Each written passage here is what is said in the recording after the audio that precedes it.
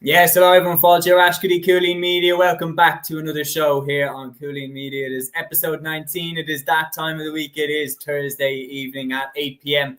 It's another weekend preview show where we also run back through the news that took place across the GA world across the last 4 days since our last episode on Sunday at 8 p.m. If you are new to the show, please do like, subscribe, share, all that good stuff. And then on top of that, get involved in the live chat. Let us know what you are looking forward to, what particular GA news caught your eye over the last week, and what games you are looking forward to this weekend. Aaron, unfortunately, can't be with us for this weekend, but I am delighted to be joined by Matthew Hurley and by Liam White for this episode.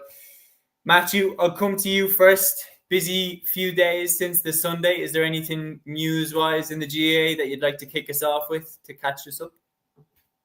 You say, where do I begin, James? To be fair, there's been a lot between Provincial Alliance Football League fixtures, even though obviously Davy Byrne came out with that interview and he doesn't want Alliance as a sponsor. Obviously, that's his own opinion. Then obviously you have the All-Stars. To be fair, I think this is the less, maybe, I suppose, the less argument about an All-Star team in the last decade anyway. I don't think much people have complained. Maybe some Tipperary fans are saying they should have more than 7, but look, that's what you get with confidence from winning the All-Ireland, I suppose.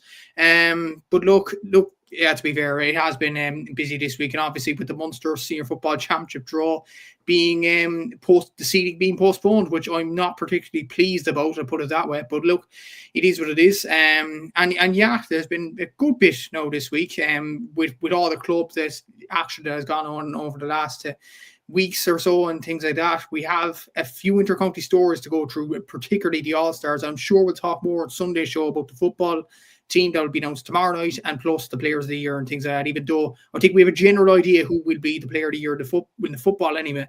In hurling, we don't know as of yet, but I think I have one in mind for that I think all of us would probably agree on, so it should be interesting. It should be John McGrath, if that's where you're going with it. I mean, if you're talking about clutch, I mean, that guy came up trumps in every game that was important. Peter there saying, lads, I don't know if you caught that comment, having a good chat there with Dublin is great, 7-7-1-7. And they are leading the charge, guys. As I said, if anybody has any comments about the weekend or about the last few days of GAA news, get involved in the discussion there. He says, lads, you should be on the All-Star selection committee. I appreciate that, Peter. There's no doubt about it.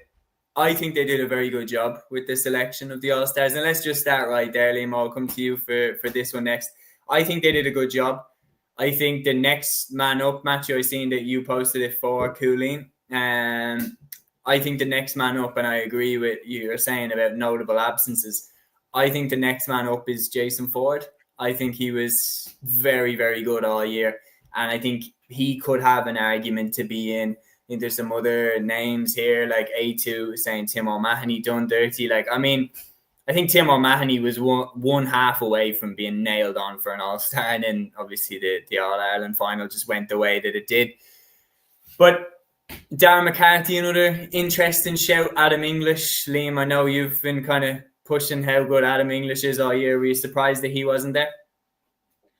I suppose, look, you're always going to have the arguments for who should be in there and who shouldn't be in there, and everyone's going to make their case. I suppose with Limerick going out in the quarterfinals and not winning the Munster Championship, it's maybe not much of a surprise. Now, I know people would say, well, then why is Cathal Mannion in there? Because he did the exact same thing with Galway, and probably to a lesser extent, because Galway would have been a lot worse this year than Limerick, in my opinion. But Cathal Mannion was in every single game. He was absolutely outstanding. I wouldn't sit here and say Adam English was outstanding in every single game he played for Limerick this year. I thought he was excellent this year.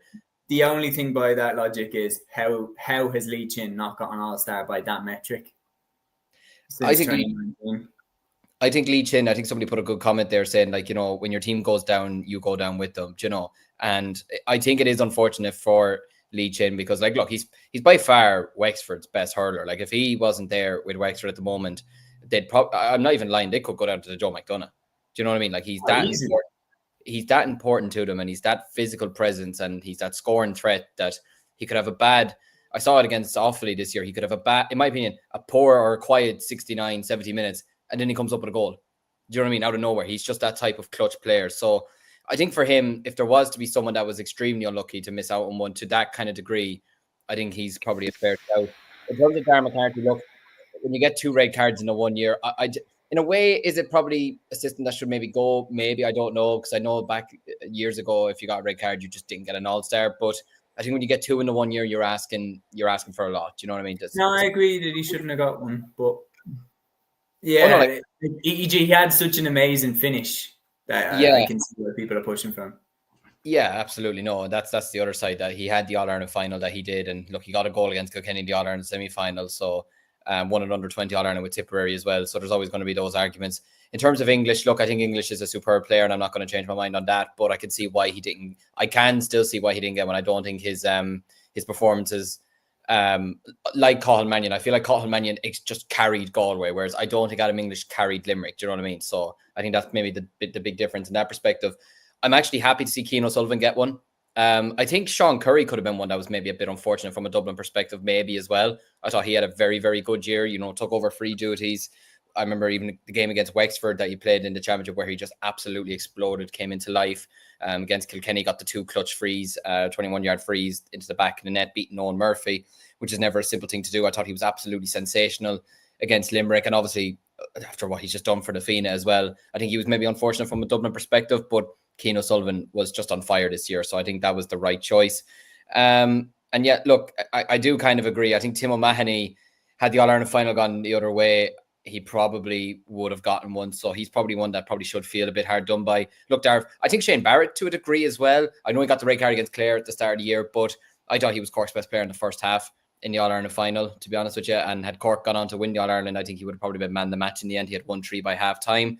But yeah, no, I think other than that, I think they've actually done really well this year. It's not like other years where you'd have a few, what is this? What the hell are you doing? This is wrong. This is stupid. I think this year they've got it marginally pretty right, to be honest with you. I think Mossy Keown deserved one. I thought he was outstanding for Kilkenny. If Kilkenny had gotten over the line against Tipperary, he would have been the big reason. He was unbelievable in that semi-final and in the Leinster final as well. Hugh Lawler, I thought he was out. I think he's one of the best fullback, potentially arguably the best fullback in the country. Owen Connolly getting one, of course. Jesus, he's probably going to be the highest scoring fullback of all time by the end of his career. Sure, he could be up there right now at the age that he is. You've Ronan Maher, obviously, was a leader this year, a warrior for Tipperary, a proud son of Turles Sarsfields. Rhys Shelley, I love seeing him recently saying that he's not going to change his antics as a goalkeeper. He's just going to be that. He's like Ben White in a way for Arsenal. He loves being the enemy. He loves being annoying and everything like that. But you need that type of character in games like this. But yeah, no, I think overall I think it's a good choice. I think it's right to have Brian Hayes in there as well. I thought he had a very good year for Cork, and I still think he's one of the most dangerous and lethal corner forwards in the country. So yeah, I think overall I think it's a really good choice, to be honest. Yeah, I would agree. And interestingly as well, 10 first-time All-Stars included in the side. And I'm going to give a big shout out here to Jer, who is a regular guest on my pod, and then also is Jer threw in some interesting facts about the All-Stars. One of them is that it's the first time the 3 counties who played in the Leinster Championship have gotten All-Stars since 1998. So I mean that's a long stat. But then Jesus Christ. Yeah. Back when Offaly were winning all Irelands and none of us were alive. So interesting that it goes back that far. Matthew, there's a direct question from Peter saying, Matthew, was Mossy Keown the highest scoring from play? Overall across league and championship he was, yeah. And then Peter also says, would have thought TJ might have shaded in. I thought it was a quiet enough year for TJ. Like, obviously his standards are still amazing, but it didn't stick out to me that he should be getting an All-Star. I wasn't surprised that he didn't. But I thought overall it's a pretty good team. I'm happy with how the team looks. I think with an All-Star team, you're always going to get 1 or 2 players that are hard done by to not get an All-Star. But lads, opinion-based time. With all the talk about the All-Star team, inevitably with All-Star teams, no matter who you pick, there are going to be players that, people feel like were hard done by. I'm pretty happy with the hurling team. I think they picked a fairly good team. I think they nailed it. Who do you think was the most hard done by in terms of All-Stars that you ever saw? A year where someone didn't get an All-Star that you still can't believe they didn't. Does any spring to mind? Is it Bo Coach, Seamus? Both codes. Yeah, For me, ever, Donegal O'Connor. 2010, is it? Yeah. Or any year, to be honest with you. He was the greatest, one of the best footballers I've ever seen playing a Cork jersey.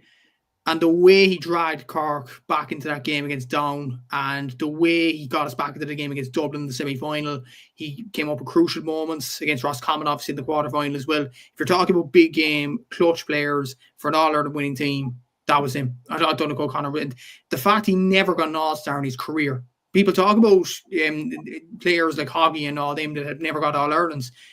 Donegal got an All-Ireland, but he didn't get an All-Star, which is absolutely incredible when you think about it that way. But yeah, I think, honestly, I'd go with him as a player that really felt hard done by, I think, not to get an All-Star in any year, particularly 2010, in my opinion. That's a really, really good shout. A2 saying this uncle's alive, talking about 1998, Brian Wheelahan, some hurler, and he says the Dooley brothers, John Troy. He says, thanks for reminding me of that semi-final. Peter says, wow, who took O'Connor's spot in 2010? Now, this is my weird GA knowledge. I know who that full forward line was. It was Daniel Goulding, Bernard Brogan, and Benny Coulter. That was the full forward line of the 2010 All-Star team. I can name you the full team if you want. Peter says, that is mad. He was robbed. My personal one, and it's not as impactful. Mine isn't as impactful because of the fact that he got plenty of All-Stars and plenty of awards, but I remember being gobsmacked that Stephen Cluxton did not get the All-Star in 2017 as the goalkeeper, and it went to David Clark. I remember being stunned. David Clark had a great year that year, but you look at the semi-final against Tyrone in 2017 when Stephen Cluxton nailed that kick out to Niall Scully over the Tyrone press and forced Tyrone to immediately abandon their defensive press on Stephen Cluxton, fall into the defensive system, and then Dublin picked them apart. Stephen Cluxton single-handedly beat their press that day. He was unbelievable in 2017. And just how he wasn't named the All-Star goalkeeper. Because going up to 2019, he'd only been named an All-Star twice. 2011 and 2013. And all up until that point, he was the best goalkeeper in the country. So I remember thinking up until 2019, I was thinking this fella's being consistently robbed. He's consistently not being named the best keeper when he is the best keeper. And then finally in 2019, he got another one. But yeah, I think he probably should have got more, which is absolutely crazy because the legacy that he has as the best goalkeeper of all time, I think should be reflected in the amount of All-Stars that you have. Liam, do you have any? I don't know. I feel like the ones that the lads mentioned there with some of the Offaly players probably do stand out just because of how influential they were a couple of years ago. The Stephen Cluxton one that you mentioned there was actually one I was thinking about as well. I thought he was absolutely unbelievable in 2017 for Dublin. Like, he's really modernized the role as a goalkeeper. And like you mentioned there, you're picking out the kickouts that you mentioned there, and even just his influence in the net. You never really felt like you were ever going to score on him, really, unless, I mean, you just ran about 5 yards in front of him like Andy Moran did in the All-Ireland final, in which you're just not going to save that. But just even with his clutch kickouts or his clutch scores from frees as well, and his overall leadership roles, I suppose to a degree, I feel like Lee Chin, I wouldn't say like he's always like, say, deserved one over the last couple of years, but he is, in a way, it's unfortunate, not unfortunate, because look, you're going to play for the county you're from, whatever, and he's proud to play for Wexford. But like, he would start for every team in the country, if we're being honest. And like, if he was in any other county, he'd have a bunch of them, in my opinion. And it's probably just because Wexford just haven't been as good as they were in, like, 17, 18, 19, in those days, that he's probably been unfortunate to have missed out on a couple, because he's been really clutch for Wexford. He's put in huge performances. Liam, which Offaly hurler has the most odds? I feel like it could be someone like Johnny Pilkington. I could be wrong. I have a weird feeling it could be him, or it could be one of the Dooley. No, not the Dooley brothers. I have a feeling it could be Johnny Pilkington. Johnny Dooley, no? It could be Johnny. Whelan. I remember one year there was some fuckery going on that, like, Brian got hurler of the year and didn't get an All-Star because they had like two different selection panels. Yeah, that's a record that will never be broken. That was a very strange one, to be honest with you. Actually, that's your one. That's your one. That's the biggest one. Liam, as an Offaly man, take that away. Tell us about 98. Was it 98 that happened with Brian? 98, I just remember it being the year that we played Clare 3 times and we protested on the pitch because the referee blew up the whistle. And Babs Keating became public enemy number 1 in Offaly, probably more than what he was, probably more of an enemy in Offaly than what Oliver Cromwell was to the country, to be honest with you. Like he was not like whatsoever, just for calling the players sheep or something like that. It wasn't Babs, yeah. No, he said what, donkeys don't win derbies or something, was it?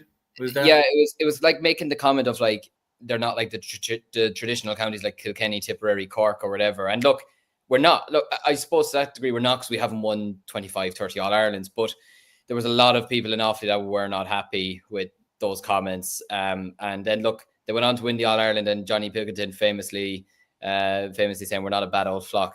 So I think that was just the best. Yeah. That was the best thing. I'm obviously misquoting. Who said donkeys don't win derbies? I don't know why. That's my anyway. Long day.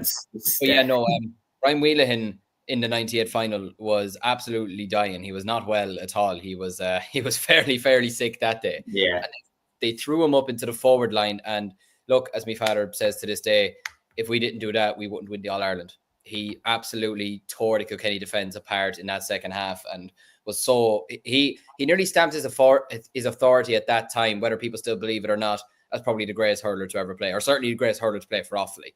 Do you know? Yeah.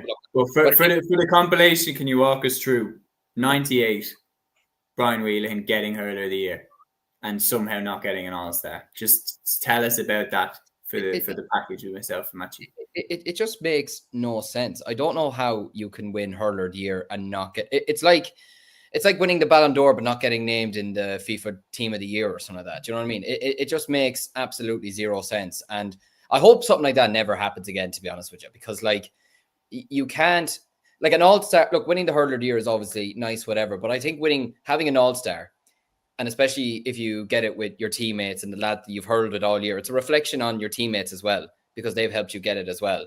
And yeah, look, I could tell you something. It's not something that a lot of Burr people or a lot of Offaly people in general were too pleased with back in 98 before I was born anyways, and still talked about at times. Maybe I'd say if I asked Brian in the morning what do you think of it, he probably wouldn't say something that'd be too PG, but yeah, no, it was completely bonkers anyways. But yeah, I saw a comment there as well about Johnny Pilkington, cult hero. He's a cult hero, and by God, lovely fella. He's absolutely bonkers. I was working with him this year at the Offaly under-20s, and by God, he's a character. I could tell you that. But everyone in the county loves him, and everybody adores him. You know, and nobody has a bad word to say about him at all.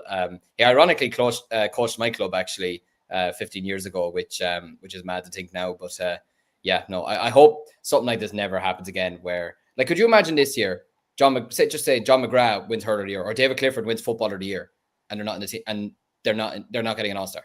Yeah, that would be nuts. It would be nuts. But how good Wheelahan was that year, I don't know how he didn't even get named an All-Star anyway. Kid Cudi comes in with a really, really, really good example.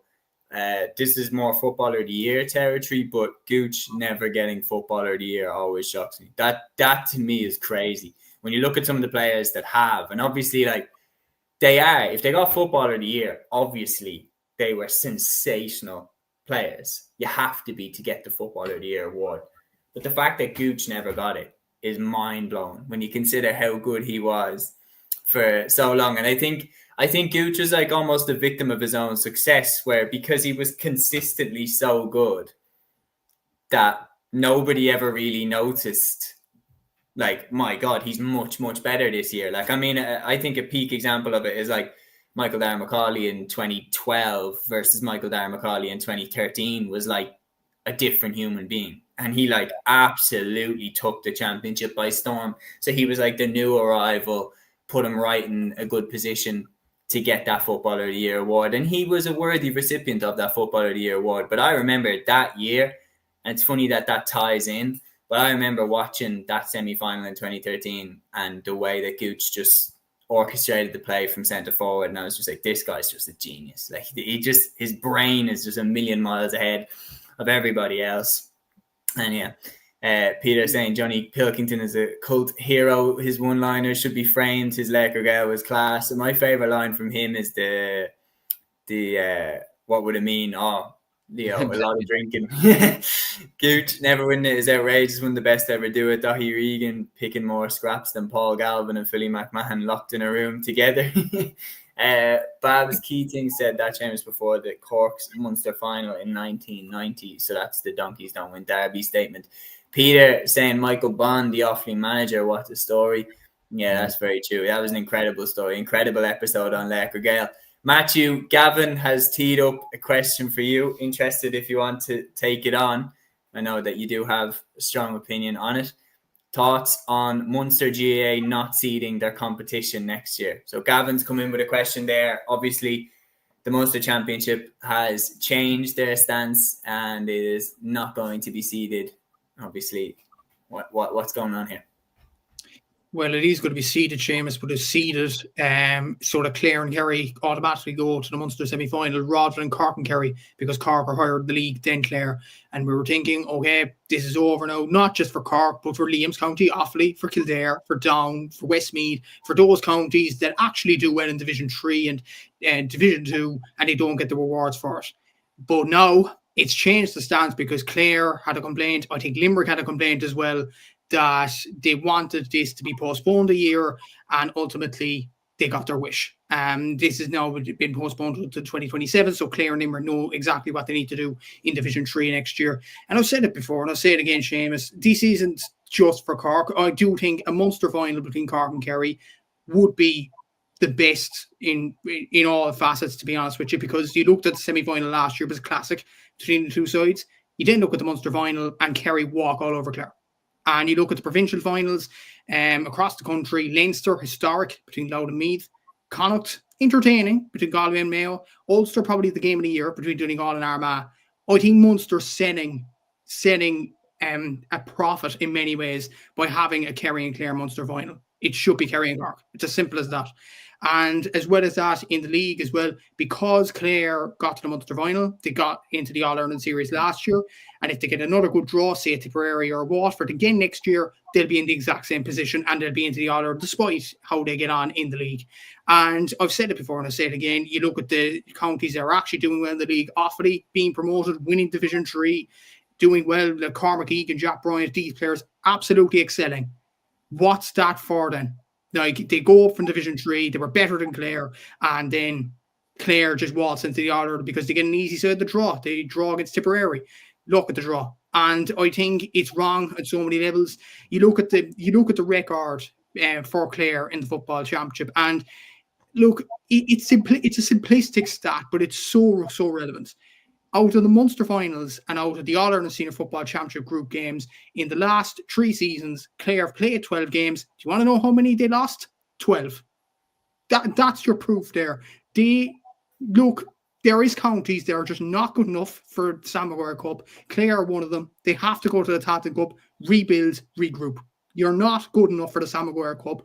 And I feel like Munster's in that kind of predicament at this present moment in time. You look at Limerick, reaching the Tailteann Cup final. That's how you develop. That's how you gain confidence. Clare are getting batterings year in, year out.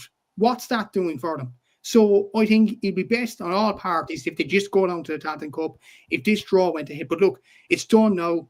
The draw is going to happen at the end of November. It'll probably, knowing the luck now of this over the last few years, it'll be Clare on one side of the draw with Waterford, Tipperary, Limerick, Cork and Kerry on the other side of the draw. And it's just wrong. It's just wrong, to be honest with you. And look, I'm passionate enough about it. That's my rant over. But I just feel like Clare, look, they have to regroup, go down to the Tailteann Cup, redevelop. They're just not good enough for the Sam Maguire Cup. And that's okay. They're just not good enough. And that's the bottom line. My main issue with it is, and you make great points there, but my main issue with it always was you have to look at the hurdles. And I never agreed that getting to a provincial final should have got you a place in the Sam Maguire. I never agreed with that from the get-go, because I always looked at it and said, there's 2 main examples that I will pick. And I think Clare were, under Colin Collins in the mid-2010s, Clare were a serious team. Like when they had Gary Brennan and when they had David Tubridy at the peak of his powers, they were a serious team. This kicked in just as those lads started to head out the door. So they were going into a period of transition anyway. And you look at when how Meath won the Tailteann Cup, and then when they came up to Sam now over the next couple of years, they've actually competed well and they got to the semi-final this year. You look at how Down competed in the group stages. They were really, really good, and Down actually beat Clare fairly handy. But you have to look at this and go, there's two main examples. Clare qualified for the Sam Maguire in one of the years by beating 2 Division 4 teams, compared to what Antrim would have had to go through, for example, in Ulster, beating the All-Ireland champions in the preliminary round. And then you have to go through, 3 more games to get there, or 2 more games to get there? Sorry, they were in the quarterfinal. But that's one of my main points. Then on top of that, one of the years that Sligo made it into the Sam Maguire, they made it because Leitrim lost to New York. So then Sligo beat New York and qualified for the Connacht final off the back of it after beating London. So they beat New York and London and qualified for Sam Maguire. How is that worthy of playing at the top table? In my opinion, if you want to, there's a simple fix for this, in my opinion. There's a simple fix. Win the province. If you win the province, in my opinion, you have earned a spot at the top table. You look at examples like Roscommon in 2010. Louth should have won it in 2010, and that would have been a perfectly reasonable jump up. You look at Fermanagh, I think, correct me if I'm wrong, but I think Fermanagh might have been in Division 3 in 2018 when they made it to the Ulster final after beating Monaghan. If they'd beaten Donegal in that Ulster final, should they have got into the All-Ireland? Absolutely. But if you just get to the provincial final after beating 2 Division 4 teams and then get a bit of a hiding in the provincial final, you don't deserve to be in the Sam Maguire Cup, regardless of what county you are. And especially when you look at Leinster and Ulster, 2 very even provinces now, especially Ulster. You look at what Antrim would have to go through to get to an Ulster final to qualify versus the routes that Sligo had to go through in 2023, beating New York and London, and Clare had to go through one of the years, I can't remember the exact one, but beating Tip and beating Waterford, I think it was, who were both in Division 4 at the time. That's not equal punishment they have to go through to get there. But if Clare had let's say the year that Clare really put it up to Kerry in the Munster final, if they'd beaten Kerry in that Munster final, absolutely, you've earned your place at the table. Even the year where Clare beat Cork, that game where Clare just shaded it, Clare had beaten a team that were ranked above them in the league. So to some extent, they'd proven they could compete with the teams that were going to be in that competition. When you beat teams that are going to be playing in the Tailteann, and then you lose heavily to a team that aren't, I don't see how that indicates it. Peter says, spot on, Seamus, win it equals earn it. And most of the comments in, Matthew, are completely agreeing with you, saying, I think with Leinster being more even now, it just makes the Munster Championship look a lot worse without a good final. A2 says, in all seriousness, it's absolutely idiotic, and it does so many counties dirty. And then he says, the Matthew rant when Cork draw Kerry in the semi-final is going to be generational. Liam, one of the counties that, in my opinion, was done a bit dirty this year was your very own Offaly. You have to say, getting promoted out of Division 3, winning Division 3, and to not get in. I mean, we didn't win the Tailteann Cup in the end, so maybe it wasn't the worst thing in the world. I know. But in terms of who had a better league? Well, look, we had a better league than Clare. I know Clare beat us on the final day, but I think we had to avoid a 10-point defeat to them, and we were beating them at halftime. I think our lads just took the foot off the gas in that second half, to be honest with you. But look, there is that degree, yeah. We did win the league, and look, we were 10 points up against Meath in the quarterfinals, and we just had a disastrous second half and kind of collapsed them. And we met Kildare in the Tailteann Cup quarterfinals, and realistically, that could have been a Tailteann Cup final. It's just the way that the draw felt, and we had a kick in the last minute to potentially win it or draw it, and we could easily have got over the line that game. It just came down to millimeters between us and Kildare as well. But look, I do agree though. I think it's you do look at Leinster now, and Leinster, especially with Dublin getting bet last year, it is going to be a lot more even over the next couple of years because Meath are improving. You saw that winning the Tailteann Cup 2 years ago. They are improving. Down have improved massively. I'm really actually looking forward to them this year, especially their game against Monaghan in the summer. I thought was one of the best. They had their game against Galway as well, but for me, the game against Monaghan, just because for years the way Ulster football was seen, that was an absolutely, what was it, 227 to 126 or something like that. That was just such a mental game to watch. The league kept changing hands as well. Literally, like it was such an enjoyable game to watch. And like you mentioned, Limerick getting to the Taoiseach Cup final is going to really, really improve them now as a county. Kildare winning the Taoiseach Cup is going to improve them because they could easily have gotten to the Leinster final last year. They could easily have won the Leinster Championship last year. They lost out to Louth very narrowly. Who's to say they couldn't have beaten Meath in a Leinster final? Do you know what I mean? So it will improve teams. And I think we will improve next year as well. I think there's a lot of good footballers in Offaly, and obviously we've Mickey Hart staying on and Johnny Kelly staying on. I nearly said Declan. There's too many Kellys. Declan Kelly's the football manager. He's the manager. But Jesus, my brain's not working today. But yeah, like the two of them staying on, and like you mentioned there, the players that we do have coming through, we just got to make sure that we do have a good Division 2 campaign. Like, look, nobody, and I mean absolutely nobody is expecting us to be looking for promotion, especially when you have Derry in there and teams like Tyrone, etc. But just stay up in Division 2 and prove that you can compete with these teams as well, which is not going to be simple, but that's exactly what we need to do. And look, I don't think, has there been I know the draw for the Leinster Hurling Championship has been made. Has the draw for the football championship been made in Leinster yet? I don't think it has. I actually don't know, to be honest. Yeah, I don't think it has. The draws will be made at the end of November for all provinces. Yeah, okay. But regardless of who we get, like 7 o'clock in the morning on radio. But like we've got to show that we can perform in the provincial championship as well. Like regardless of who we play, you know, or no matter where it is, we got to perform ourselves. But I do agree. Look, Clare getting to the Sam Maguire Cup off the back of winning 2 games against 2 Division 4 sides is not exactly a great look. And like you mentioned there, I was even doing it in my head. Antrim would have had to beat to get, by your logic, say if you have to win the province to get into the All-Ireland series, Antrim would have had to beat Armagh, Tyrone, and Donegal. Like, come on. Yeah. or if you don't beat one of them, okay, beat Monaghan. Like, come on, like, like the best of teams in the country won't be able to do that. Well, unless you're Kerry, who just bet everyone this year. But most of the best teams in the country can't do that. How are you expecting poor Antrim to do that? So, yeah, no, I do agree. I think there needs to be a better system in place. Absolutely. I think just for me, simple fix: win your province, and that qualifies you for the Sam Maguire Cup, or else win the Taoiseach Cup or be in Division 2 or Division 1. In my opinion, those are the teams that should qualify for the Sam Maguire Cup, and Division 3 and 4 should be in Taoiseach unless they won the Taoiseach Cup the year before, like Westmeath had, or you win your province like Roscommon did in 2010. Do you want to guess what division Roscommon are in 2010, lads? Because I looked into this. Division 4. Division 4. Yeah, Division 4. So it can happen. It's very rare, but it can happen. And in the instances where you do have that situation, you can achieve incredible things. And that team, like, I know Gavin will never forget Downey Shine in that Connacht final in 2010, shooting the lights out. And that was one of the most incredible wins, because that Sligo team were damn good. And a lot of people forget that. Like, that Sligo team had Eamon O'Hara, people like Mark Brentney, David Kelly. Really, really good Sligo team.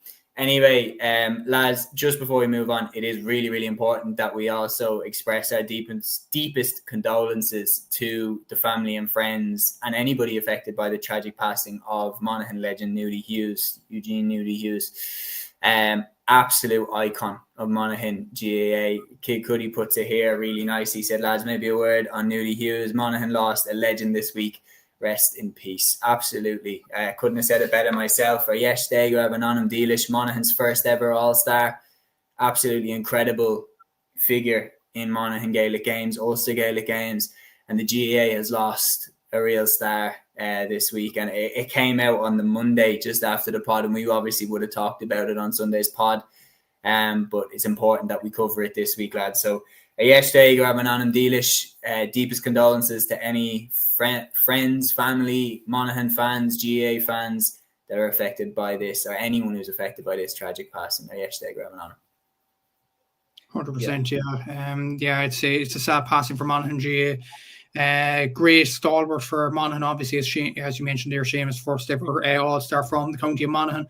Absolute legend of the game. He inspired so many for Monaghan footballers down through the years to win Ulster titles and things like that. He was absolutely exceptional. A really, really good player for Monaghan, but just a great role model for kids as well, for kids growing up and being Monaghan potential Monaghan footballers as well. As you say correctly, may rest in peace, condolences to his family, friends, Monaghan GA circles, all around as well. Yeah, absolutely. I'd like to send on my deepest condolences as well. An absolute legend of not just Monaghan, but Gaelic football in general. Unfortunately, he was diagnosed with cancer a couple of years ago. And look, cancer is not the easiest thing to deal with. And look, we all know someone in our lives who's had to deal with it in the past, and it's never a simple thing to battle through. But I think it was 2017 or 2018 he was contracted with it, and to have kept fighting for that long and kept battling on is a true credit to the man himself. Look, 67 is no age to go, unfortunately. And look, deepest condolences. A great Monaghan man, multiple-time Ulster Championship winner as well. You know, he was an absolute legend of the game, and he'll be sorely missed. So, and rest in peace to Nudie Hughes.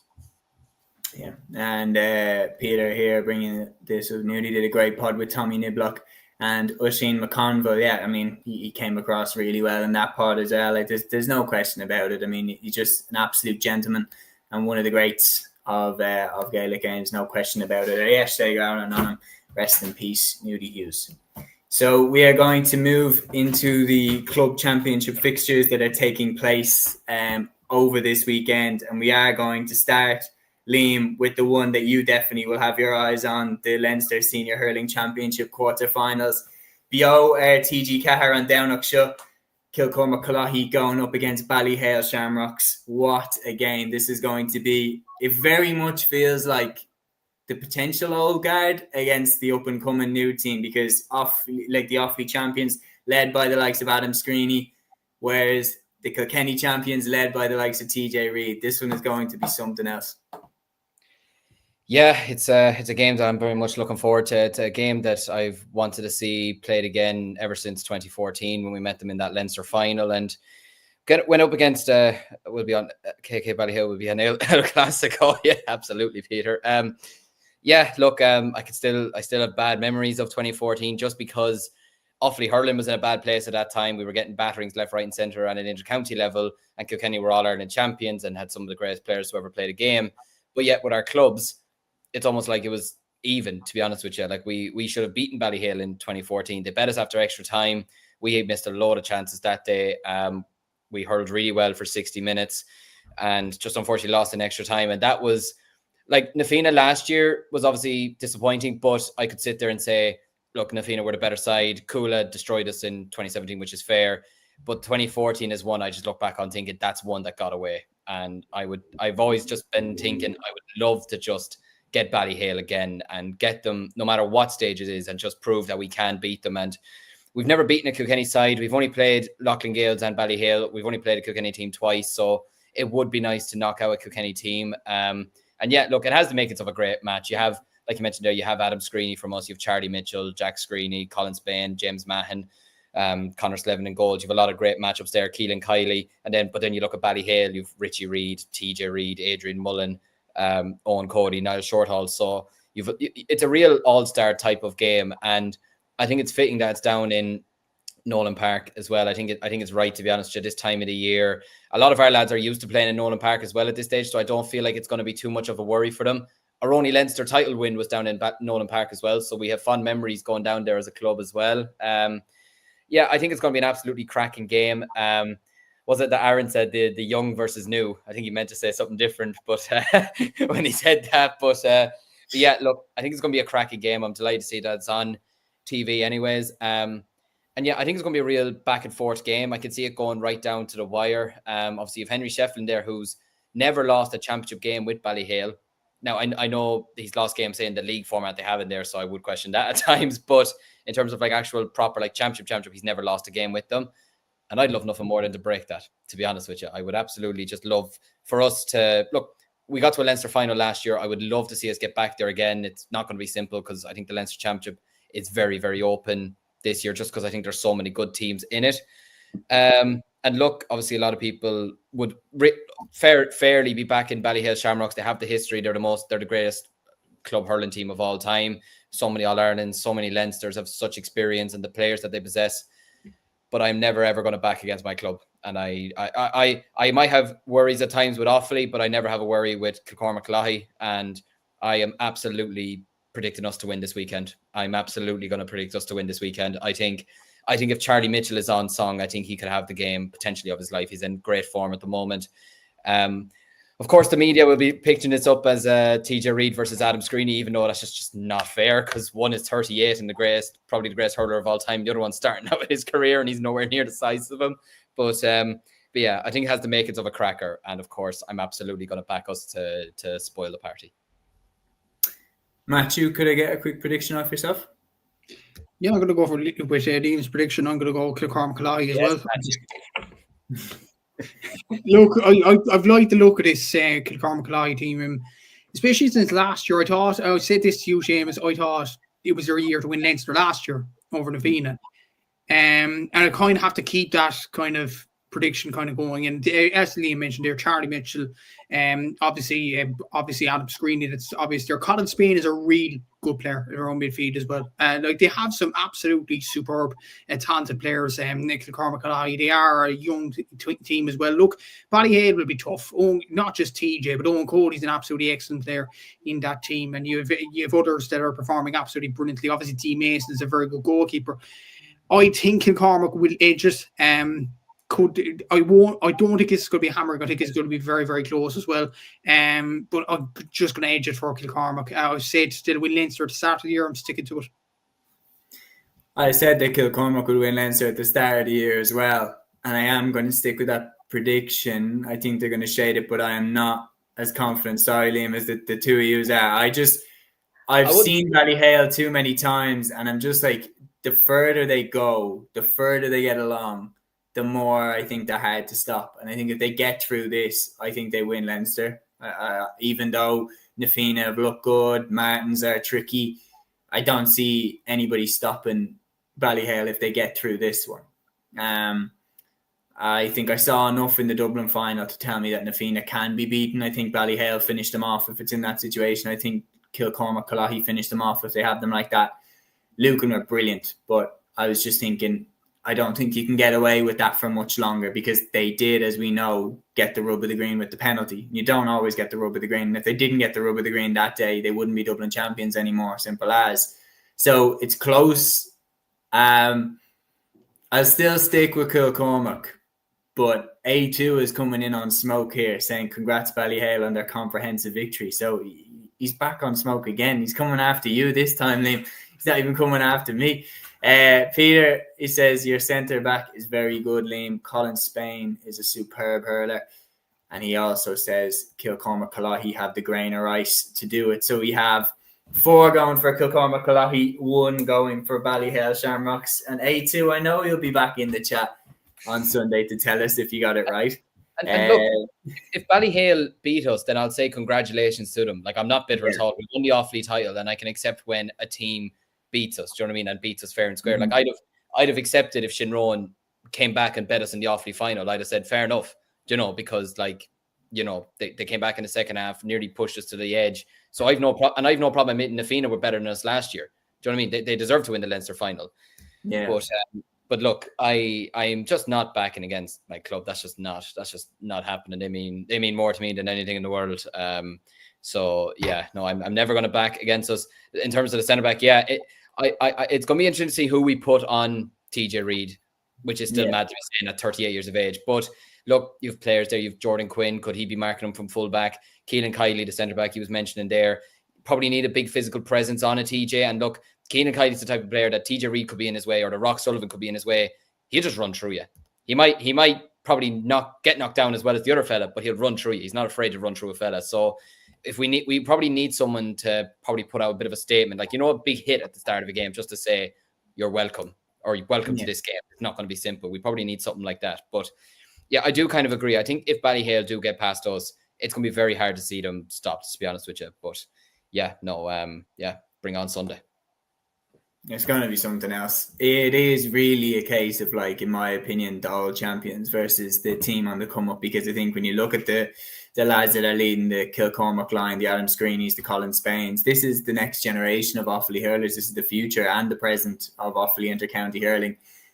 Ballyhale Shamrocks, for me, even if they win the All-Ireland, the likes of TJ, Joey, Holden, I can't see them still doing this, and maybe I'll eat my words, but I can't see them still doing this in 5 years. But I can see Adam Screeney, Colin Spain still tearing it up in 5 years. So it is very much a case of, have Ballyhale got one last go in the tank with this team and this crop of players towards another sensational All-Ireland? The best club hurling team I've ever seen.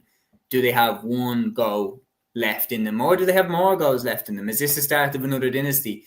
In my opinion, that's why this game is so intriguing, because it's the team that have been so successful against the team on the come up. And that's, oldest storyline in sports, but it works every single time, regardless of what sport it is. And I can't wait for Sunday. Aidan Sands here saying, I see Ballyhale winning the All-Ireland, going for Ballyhale in this game. A2 saying, coming after all you lads, do you not get how the jinx works? That's pretty true. I hope Kilcormac win though. Ballyhale are boring. Dublin is great, says my Sunday is going to be Mount Leinster versus Mount Leinster. What? Mount Leinster versus Naas in my club. I cannot say Spell versus the Martins of Wexford. I'm guessing that's Nafina against Martins. Interestingly, I said it as well, lads. Dublin is great. There should be a double header between the Dublin and Wexford games. I said that there wouldn't be a double header, and lo and behold, there isn't, which is slightly frustrating. But either way, we are going to pick it up, because I am looking at the time and we've literally covered one game, lads. So better get the skates on here. So Matthew, I'm going to throw you the rest of the Leinster games. I'll take the Martins versus Nafina game. So Martins against Nafina.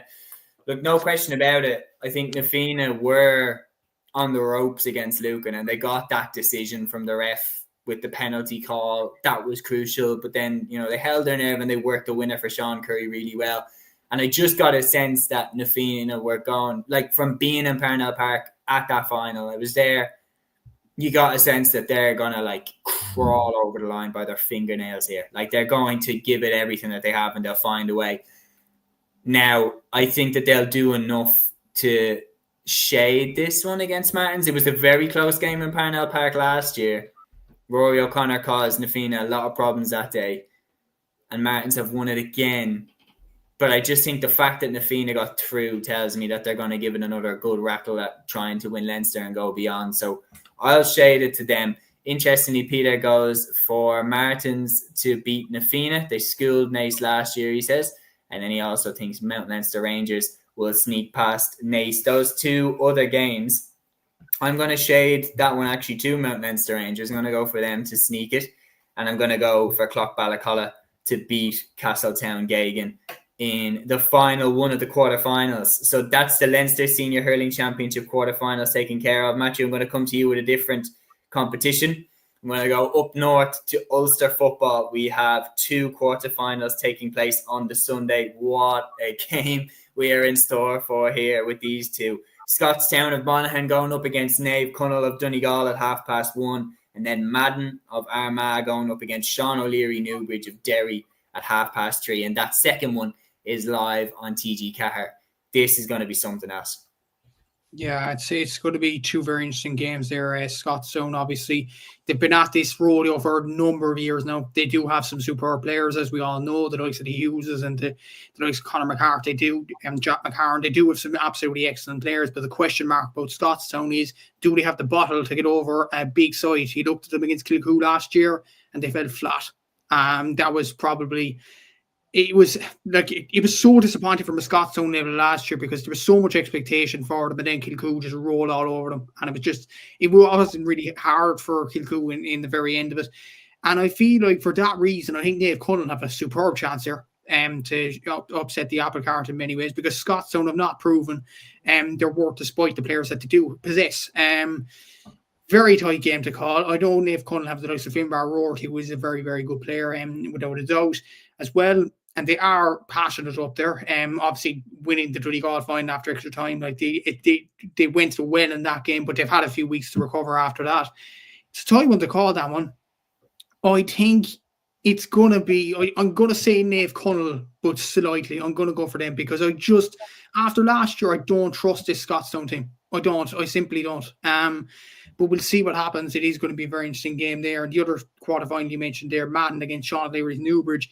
Two interesting sides here, Madden. There's a lot of emotion riding on at the moment with Niall Grimley and his family and what he went through, and obviously how they all won the Ulster Championship for the first time in their history. It was just an amazing achievement in many ways, and celebrating with the Loch McCrory lads as well. I'm sure we'll get on to Loch McCrory and Kilcoo in just a tick as well.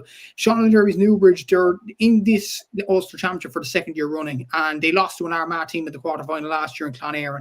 And I'm sure Sean O'Leary's Newbridge will want to make that right this year. They were inexperienced at this stage, probably in the Ulster Championship last year, but that loss kind of brought Newbridge on a small bit. Like, they were inexperienced, but they have the experience now. They have the fantastic players, the likes of the McGrogans, the likes of the Dohertys, particularly Conor Doherty around the middle of the park, O'Sheen Doherty, Conor forward. Like, they do have some absolutely brilliant players. Obviously, Sean Young as well. Like, they do have Young in the forward line. They do have absolutely brilliant players and young players as well that did do well with Derry in the minor championship over the last few seasons.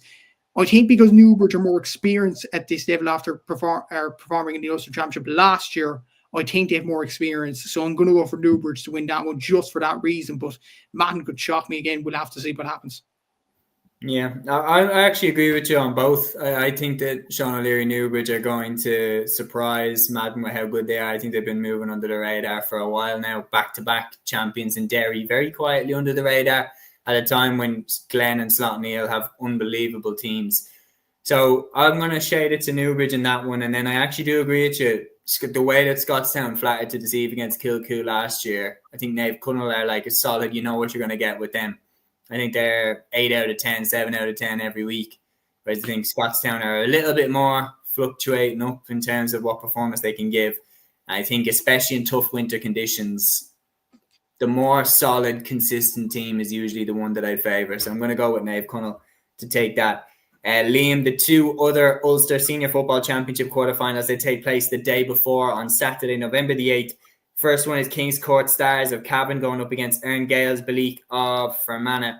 But then the one that is live on RT2 is an unbelievable game. Loch McCrory of Tyrone, fresh off the back of their first Tyrone Championship, going up against Kilcoo of Down at 7:15 live on RT2. What a game this is going to be. Yeah, and I suppose, first of all, I do agree with you as well. I think Naomh Connell will beat Scottstown. I have a weird feeling about it as well. I agree with what you said there. Scottstown last year, the way they fell apart against Kilcoo and the way they conceded those 5 goals was not a good sight to see. Maybe they've changed this year, I don't know, but I actually think Naomh Connell will win that, and I agree Newbridge as well. I'm going to go for them. So 2 away wins there. Kilcoo and Court, yeah, it's a strange one because, look, Kilcoo are a team that you feel maybe should have done better over the last couple of years, maybe. Maybe I'm reaching out too far with that. But you do look at the players that they've got. Your Conor Laverty's, who I think is one of the best footballers in Ulster. I think he's absolutely unbelievable. You've Paul Devlin, who's an unbelievable footballer. Ryan Johnston, it's a really good Niall Kane in goals, who's a very good goalkeeper as well. Like, you've some really Aaron Brannigan as well, who I think is really impressive as well. Like, you've a really a good amount of players. The Ryan McAvoy player I should have mentioned as well. Like, they have a lot of really good players in their panel, and realistically, they should probably be seen as the favourites to win the Ulster Championship, if we're being frank and honest about it. But the club championship is just so funny, isn't it? It just never gives you like you mentioned there with Scottstown. Like, for the players that they have and the reputation that they have, they should be doing better in the Ulster Championship. So, and this is going to be a very tough game for them, going up against a side who, of course, ruined me and Seamus's All-Ireland predictions anyway. Well, I think we ruined it ourselves by picking Ergo Kieran. But to take down Trillick in an Ulster final is really impressive going. With the thanks of the priest as well, who put the mass on. Was it the priest put the mass on the Saturday instead of the Sunday so they could pray for each other? Look, I think Kilcoo, for me, should have enough to see themselves over the line in this game, despite it being away from home. I just think their team is very strong, and I feel like they will have regrets over not winning the Ulster Championship last year. Like, the way they took down Scottstown, and look, they came up against a really good Ergo Kieran team last year, but I just think this year you got to make it count. Like, Ulster is so wide open this year, but I think if you're going to win it, it has to be this year with some of the teams that are gone. The Crossmaglen Rangers are gone, teams like this. Like, I think you've got to make the absolute most of it. So I am going to go with Kilcoo with that one. In terms of King's Court Stars and Ern Gales Ballyhale, look, I think this is probably the only team that will have a victory as a home side this weekend. I think King's Court are a very good side. some really good players in amongst their ranks as well. I'm gonna go with them to probably shade it very narrowly. I don't see them being good enough to maybe take down the rest of the teams, to be honest. If it goes the way that we're suggesting, I don't see them beating any one of Kilcoo or Naomh Conaill or Newbridge, to be honest with you, but I think they'll shade it this weekend. I think it's really, really interesting to look at Kilcoo's game against Errigal last year, because I think one of the ingredients that people are sleeping on when it comes to Errigal and why they might be able to shade a game like that against Kilcoo is they are underrated in terms of the experience that is in Errigal Kieran's team. Like the likes of Peter Hart, the likes of Cormac Quinn, the likes of Ben McDonnell, who have a lot of inter-county experience and have been around for a long time. So it wasn't just the dynamite up front that Errigal had. They also had that hard-working ingredient. Tommy Canavan as well has loads of experience at that level. So things like that helped them to get over the line. So that was big.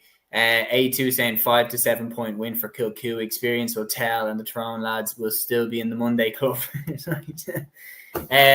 Look, there's no question about it. Kilcoo are favourites, but Trillick were favourites going into the Tyrone final, and we know how that ended. So don't write off this Loch McCrory team. Don't write off anyone in the club championship. The next game on the list is the Connacht Senior Football Championship quarter-final between Ballina Stephenites of Mayo against North London Shamrocks of London. I think we are all going for a sweep for Ballina there, lads. Bringing us on then to the Tipperary Senior Football Championship final. Matthew, I'll go to you for this as a Munster man. Clonmel Commercials going up against Kilsheeling Kilcash. This one is on the Saturday at 3 p.m. What are you expecting from this one? Everybody would expected Clonmel Commercials to win because of obviously the players that they do possess, the Mikey Quinlan's. I don't know, is Jason Lonergan involved this year? Is he still abroad? Is he retired, Quinlan? Is he just never playing for Tip again? I don't think he's ever playing. No, I don't think he is.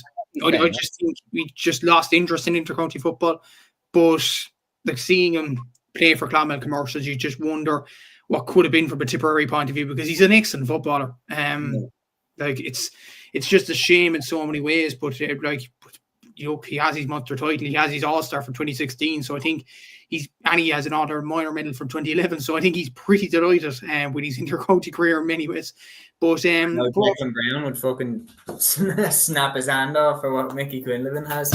Yeah, exactly. But yeah, I think Clonmel Commercials they have the players, they have the talent, and as well as that, the emotion over the last few weeks in losing a club stalwart like Philly Ryan has kind of, made them, play for him in many ways.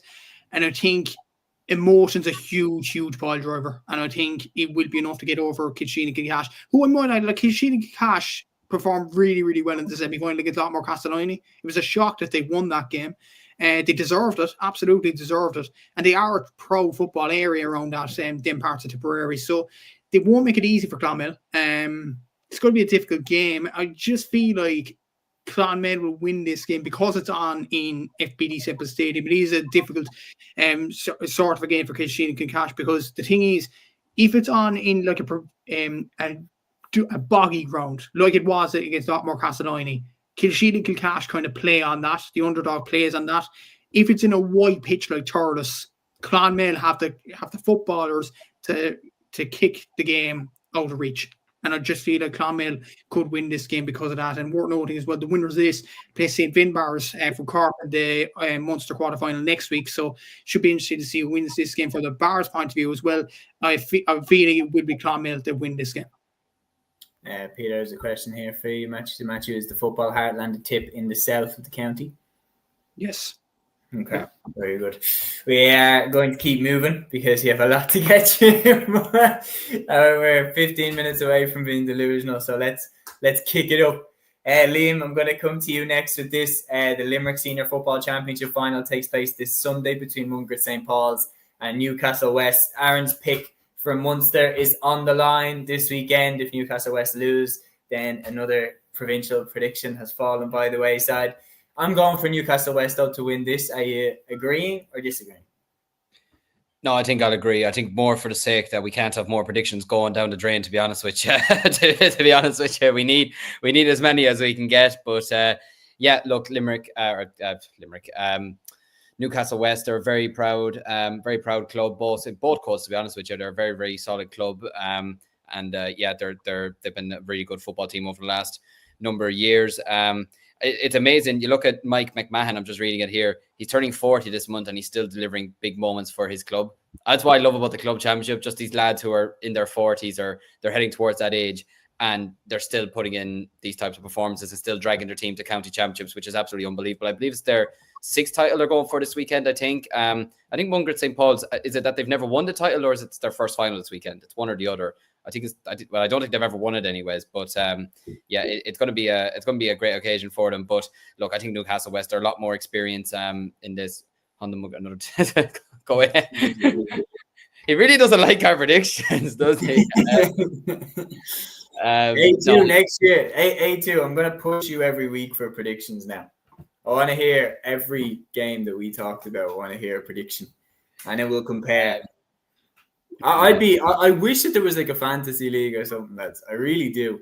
But then again, could you imagine if we did a fantasy league and we were like hovering near the bottom? Just like we'd have to perform. Like we'd have to perform. We'd have to do. You have to do the business. Like, I'm gonna go with Newcastle West. I know. Haven't seen the Limerick Voices preview of the final earlier that they met earlier this year and it was a 1-point game. So it will be a very, very close, tight affair, but I'm going to edge it to Newcastle West. I think they're going to get the job done and win a 6th title this weekend. Can I throw the next one to yourself, Matt? Go ahead. I have a proposition to make. I think Mungret will win the game. Okay. Now. A few reasons. Number one, and I think momentum is a huge pile driver. Mungret won the Limerick Intermediate Football Championship a couple of years ago. They tested Kilcormac all the way, and obviously that was a Kilcormac team. They got to the All-Ireland final. From Cork, they played St. Pat's Cúilín from Armagh that won the championship, and St. Pat's Cúilín obviously got to the Armagh final a couple of weeks ago. Mungret were winning amongst that intermediate grade a couple of years ago. And I feel like that's a club on the rise. You look at the LGFA team, they won the junior All-Ireland LGFA title last year. The men's side are doing so well as well. And they do have a plethora of decent enough players. Like Shane Barry, for example, at full forward, is a player that's really talked about in Limerick. He's a very, very good player. And you also have, my Cork boys, at fullback, you have a guy from West Cork, from Carby Rangers in County Cork, Robert Hagerty. So best it up to him in this Limerick final. Look, I feel like this is Mungret's time to go on and win it. They beat Adair in the semi-final, who won the Limerick Championship last year. Many people might not know that. It wasn't Newcastle West. It was Adair that won it. And Mungret beat them fair and square in the semi-final. They beat them by a point, 17 points to 113. And I said it to you, Liam, as well in one of the pods. I remember a few weeks back, and we were talking about Aaron's prediction, Newcastle West. And I was saying, I don't think they'll even get out of Limerick. And I said this to you. I don't know if you remember. I said Mungret would win the Limerick Championship. And I'm not changing my mind. I do think this Mungret team is on a journey themselves. They have momentum, and I feel like they're going to get to the top of the mountain in Limerick this weekend. A2 agrees. She says Newcastle West have been dodgy as well. So far, the table is set for an upset. And then he sums it up here. You've summed it up here. Club championships are complete Russian roulette. Amen. I mean, literally, it is like... It's like trying to predict what number on a dartboard someone else is going to hit when they throw it. Like, it's just, it's impossible to predict how it's going to go, especially from the offset when we predicted from the get-go. Like, the county championship hadn't even began in most counties, and we were predicting who we thought was going to win the All-Ireland. So, if one of us gets it right, it's an incredible prediction. But we are going to move then. Matthew, we have a clash taking place in the Munster Senior Football Championship quarter-final, and then Liam, I'm going to throw you the Connacht one. Matthew, we'll go to you first. Éire Ó Guinness of Clare going up against Rathgormack of Waterford at 1:30. Yeah, it's a decent tie. This Rathgormack have good history in the Munster Championship. Obviously, last year they only lost by a point to Dr. Crokes, and to be honest, look at the end of that game. Dr. Crokes performed very well in the All-Ireland semi-final against Errigal Huron. But looking at the games up until that game against Errigal, the team that tested Dr. Crokes the most in the Munster Championship, it wasn't Castlehaven, it wasn't Lockmore Castleiney, it was Rathgormack that tested them all the way in that game. And I feel like this is a good Rathgormack team. Aero Guinness have potential for so many seasons now. Obviously, they do have hurling and football, simultaneously. It is very difficult to contain both, and they do have some excellent players, the likes of Aaron Fitzgerald, Ike Muguero, who's a very good player, Gavin Cooney as well. They do have a plethora of Manus Doherty in the defence as well. A lot of them are in the Clare inter-county panel, and a lot of them, a lot of that Aero Ennis team would have played against the likes of St. Finbarr's down through the years and tested them all the way in those sorts of games, but they just haven't got over big game as of yet. I feel like this could be the weekend to do that, though. Rathcormac will provide a big test, but I think the fact that Aero Guinness have home advantage, literally, it is in Ennis, it's in Zimmerboim at Park Kissogue. There it is. Oh, mate. Ding, ding, ding, ding. So I feel like... now the pod's fucked. Now we won't be able to stop laughing for the rest of the show. And we're just coming up over an hour. But yeah, I just feel like, look, they're in Ennis. They will have home advantage. I think they'll get over the line against Rathcormac, and they have potential. And I think this will be the weekend where they see that potential come to fruition. Good stuff. Yeah, no, I'd say it as an underdog, because I think on paper you're looking at Aero and saying that they can do it. But watching Rathcormac last year against Dr. Crokes, by God, they pushed them hard. And I think, but it's one of those things again where, like, is that just because they were playing against Dr. Crokes, who were overwhelming favourites to beat them, and then Rathcormac can sit in and be very defensive and they've got nothing to lose? Like, you look at how, like, Ireland, for example, in the football, played really well against Portugal, just sat in, and then when it was Armenia at home and we were kind of now under pressure to come out and attack them, we kind of couldn't really do it. So I feel like, look, the reality is Aero obviously aren't as good a team, in my opinion, as Dr. Crokes, but that means that the game is different. That means that Rathcormac maybe sitting back and just parking the bus isn't as much of an option, but only time will tell. Liam, the Connacht Senior Football Championship quarter-final then takes place on the Sunday. I mentioned about the Saturday one.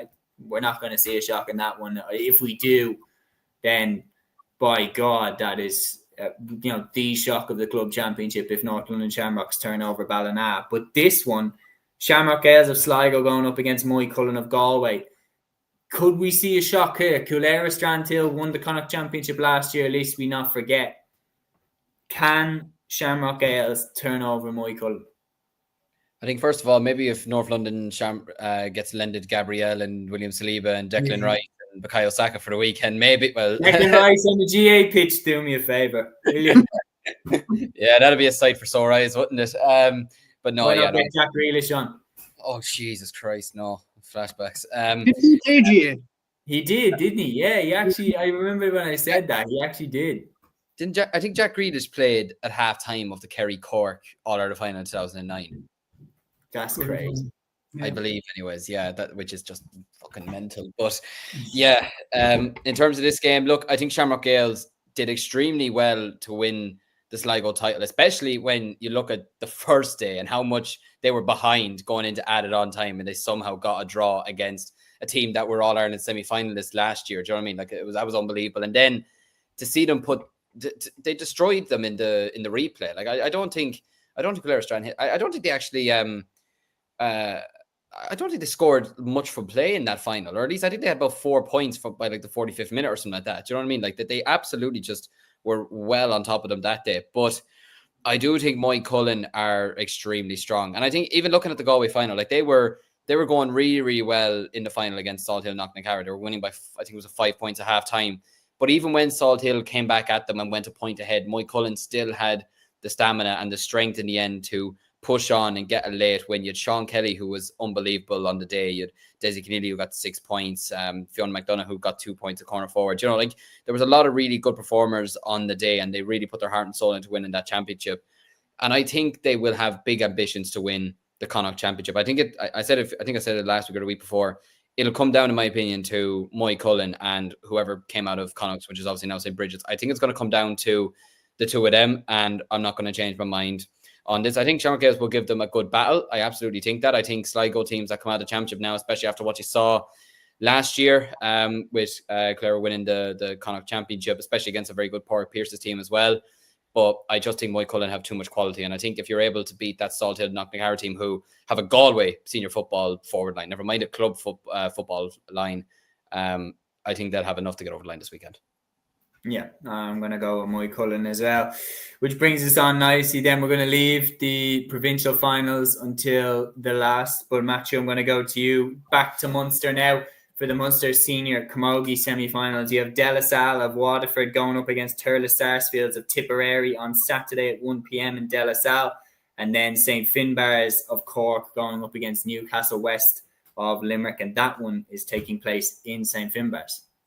Yeah, two very interesting semi-finals. And while we're on the Camogie as well, everybody tune in to the Camogie on Flying the Wall documentary on RTE tonight. It seems like a very, very good couple of episodes with the Camogie there. And it is absolutely great that we're having that. We've had Sunderland Till We Die on Netflix, and we've had so what many. Time is that on? It's on at 10:15 tonight. 10:15. Also, don't compare Sunderland Till I Die to this. Sunderland Till I Die was a circus show. I don't think this will be. Sunderland Till I Die was absolute dog water. It was one of the worst shows I've ever watched. I thought it was fantastic. No, it was funny because like you could tell, because with all them shows, with all the club shows, especially where they're like pro businesses, they are scripted beyond belief. Especially the Spurs one was painfully scripted. But the Sunderland one was like so bad that they were so bad that season that they couldn't even script it to make it look decent. Like, they kind of just went with it. They were like, "Ah, fuck it, we're terrible." Darren Bent cuffing his ears to the Sunderland fans for Burton. Look, it's mate. I get something. I don't know why I'm saying it. No, and do you know what's gas as well? Now they're like flying high in the top four of the Prem, and they don't have a Sunderland Till I Die season. I bet you're coming out for this year. Yeah, exactly. And yeah, hopefully I do like Sunderland as a club, don't worry, lads. But yeah, look, the Camogie semi-finals now, look, it is very, very interesting, these semi-finals in the Munster Championship. Like, you have St. Finbarrs against Newcastle West, and myself and yourself, Seamus, both said St. Finbarrs would win Munster, so that's one of our predictions flying high at the moment. And I do think St. Finbarrs will get over the line. They do have very, very good players. And to be honest with you, how they haven't got to a Munster final up until now with this group of players, I actually don't know. You have Saoirse McCartan there, you have the Callans and Maeve, Orla, Grania there as well, Kate, like you have the whole Callan clan there. You also have Stephanie Punch, who's the captain, who's a very, very good player as well in that St. Finbarrs team. And you also have the legend Jim O'Connor in the backroom team for St. Finbarrs. So you have winners amongst the dressing room there. So I feel like they'll get over the line. Look, Newcastle West have decent players themselves. The likes of Rebecca Dee, who's a good player in the Limerick Camogie team. But I feel like St. Finbarrs will have too much, especially at home. De La Salle against Turles Sarsfields is a very, very interesting tie, particularly because of the best players that both sides possess. De La Salle have Beck Carton in their team. Turles Sarsfields have Karen Kennedy. This is a very, very interesting game. I feel like the home advantage is so key, and De La Salle have it. I think that might be good enough to push them over the line. Now, I feel like they've been in Munster for a few seasons now, whereas Turles Sarsfields had to watch the likes of Drummond Inch and Clouty Rossmore compete in the Munster Championships. This is their first Munster Championship, I think, in a while, Turles Sarsfields. So I feel like De La Salle might have the experience there. And with Beth Carton in the team, if you get her to shoot on goal, she's going to convert nearly every opportunity, 80-90% plus. So I do feel like that'll be the threat in the game. I do think they go over the line. And then worth noting as well, the two semi-finals are also live in Clubber this Saturday as well. So if I have time, I might actually watch the St. Finbarrs game, but we'll have to see how that time goes. But I think St. Finbarrs and De La Salle will get to the Munster final. I agree with you on the bars, but I'm going to go for Turles on the other semi-final. I think just they've been really, really good, especially defensively. And then in Karen Kennedy, they've got one of the best players in the country. So I'll shade it to them. But then I would probably... the bars against Turles. And I went for the bars from the get-go, so I'm going to stick with them. But Turles have looked really, really good. So I think that one is going to be really, really interesting to see. Yeah. There's no question about it. I mean, now the final two games that we have. Liam, I'm going to throw this one to you first, going over to the West. the Connacht LGFA final is Kilkerran Clonberne going up against St. Bridget's. So the all-conquering 4 in a row All-Ireland champions. This is an almighty task for anybody that plays them. St. Bridget's are the team that play them this weekend. Can they do the unthinkable? Or is this another step for Kilkerran towards potentially doing a remarkable 5? No. I'm being honest. No, I don't think this Clonberne team are just unbelievable. I'm sorry. I don't think anyone's stopping them. I think if there is a team to stop them, probably maybe still Kilmacud Crokes, maybe. And there's a spoiler alert. I don't see Tina Healy beating them this weekend. I think if they're beating Dunshaughlin the way they did by 10 points, like making it fairly easy for themselves, then despite Tina Healy had a good win over Milltown in the semi-final, and they did really well to they were really, really strong at that game. But I don't see Kilmacud Crokes losing that one, so spoiler alert there. But yeah, in terms of Clonberne, yeah, look, they're going for 5. It's a 5 in a row, isn't it? Like they're just an absolutely savage side, and the players that they have and the way they conduct themselves, they're a credit to themselves and a credit to Galway and everything. Just they're just unbelievable. So I don't see them really being bet by Bridges this weekend. I think Bridges will put it up to them. I absolutely do. And look, like we said, it is the club championship, and it is this time of the year. You never know. But for me, I just don't. When you have players like Louise Ward, Christ, when you have players like Louise Ward in your team, I don't think you can be stopped. Nicola Ward for me is the best player they've got. Nicola Ward, Olivia Divley, yeah. To be fair, you could name literally the whole team. Yeah, and they're all standards. Olivia, just even like Nicola, especially 2024, the year that she got Player of the Year. I remember being like, yeah, honestly, like I know there's a recency bias and everything, but like just watching her play in the semi-final, I was like, if I was making an all-time team, I think I'd still take her. Like in terms of like, when you're talking about players at their peak, she's just so fast, so strong. I was like, in my team now, I'm not saying I'd have her as my centre half back of all time. I think a position like that, you have to look for the longevity of career. I think you have to look more like Bridge, Stack, Rena Buckley, potentially those type of players. But I was like Nicola at cornerback bombing forward the way that we saw players like Keith Higgins do, and that would be where my mind would go. But I think you've put the 2 finals together, Liam, and I think it does make sense because Kilmacud and Kilkerran, they're going into provincial finals as overwhelming favourites. Like just, I don't see a shock happening in either of them. I think that both of them actually are going to be quite comfortable wins. And then the question is, they go into a Final 4 against, I think, whoever wins between Ergnitz and Ergul Kieran. And then Comer Rangers are also in there already. Matthew, you know better than me. Who play Kilmacud and Kilkerran on the opposite side of the draw? Because I think I don't have a clue. I looked at the LGFA website last night, and there's nothing on it. There's no provincial draw or anything like that. So, that probably needs to be updated. To be honest, but. Yeah. Either way, Peter here saying, mighty show, lads. Thanks a mil. Have a good weekend and enjoy the games. Good luck to Kilcormac. Kalahi, good to have you on with us, Peter, again. We will see you on Sunday at 8 p.m. And then Peter had one question before that. Said, lads, would you like a doc crew to film your team? Dublin was great, just saying no. But my thing is, I would have loved, did you watch the World Cup 2022 documentary on Netflix? I would love a documentary style like that made of the GA championship. Could you imagine like the 2019 hurling championship for me?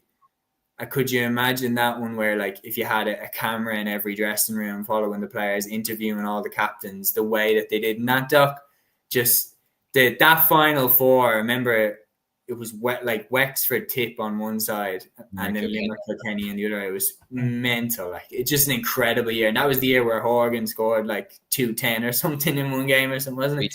310, yeah. There was so much going on that year that was just crazy. And yeah, I remember even we played Wexford in Parnell Park and drew with them. And I remember that was like a real evidence of how far I thought we could go. And that was just a mental year. I would have loved to have seen a doc made like that.